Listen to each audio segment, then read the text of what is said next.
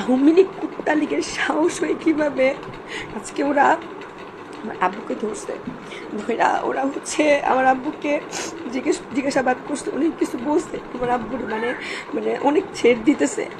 ওরা এমনভাবে বলছে আমার আব্বুরে, বলছে কে যে তোর আমারে তো বলছে আমারে নিয়ে আমার আব্বুরে বলতে বলছে যে তোর ছোটো মেয়েটা, তোর ছেলেটা স্কুলে যায়, তোর ছেলেগুলা তো ছোটো মেয়েরা ধরো কোনো ব্যাপার না, তোদের পুরো ফ্যামিলি নিঃশেষ করে দিব, এইভাবে অনেক কথা বলছে আমার আব্বুরে। আমার আব্বু এই যে একটা বছরে হ্যাঁ বকাবকি করছে, আমি কেন ওই ঝামেলার ভিতরে যাই, মারামারির ভিতরে যাই, অনেক কিছু করছে, কিন্তু কখনো এইভাবে আইসা আমার সাথে, মানে আব্বু আজকে বাসার পরে প্রায় 2 ঘন্টা কাঁদছে আমার আব্বু, কান্নাকাটি করে বলতেছে তুই এটা কি করলি মা,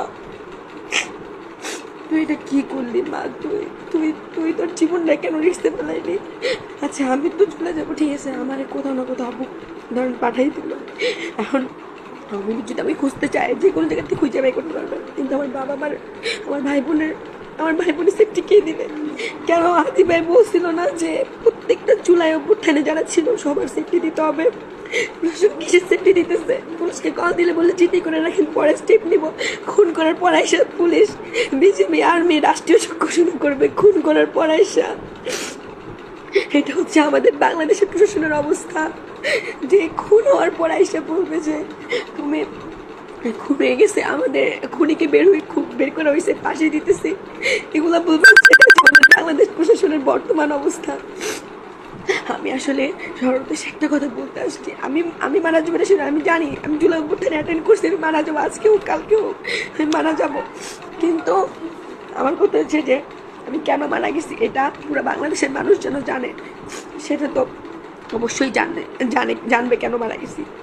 দরকার হলে আমি নিজে আওয়ামী লীগের কাছে গিয়ে বলবো যে নে আমার কীভাবে মারবি তোরা মার, আমার ফ্যামিলির উপরে যেন কোনো আঘাত না আসে। ভাই আমার সবচেয়ে দুর্বল পয়েন্ট হচ্ছে আমার বাবা মা, বুঝছেন ভাই, আমার ছোটো বোনটার কোন তোরা ছাড় দেন, এ বলছে যে আমার বোন রে, আমার ভাই স্কুল যায়, তোর বোনের রাস্তায় তোর মেয়ের রাস্তায় পেলে, আমার বাবার আজকে অনেক বাজেভাবে বসে ছেড়ে দিচ্ছে।